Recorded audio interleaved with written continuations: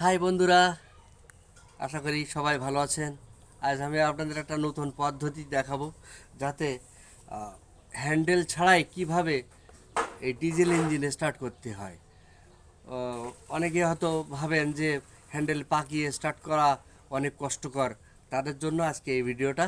তো আপনারা সবাই দেখুন মনোযোগ সহকারে কিভাবে কাজটা করতে হয়। এবার দেখুন,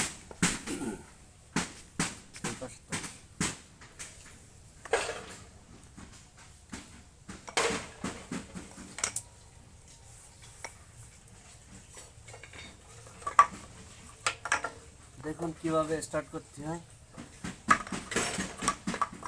খুব সহজ একটা টেকনিক, আপনারা সবাই করতে পারবেন কাজটা।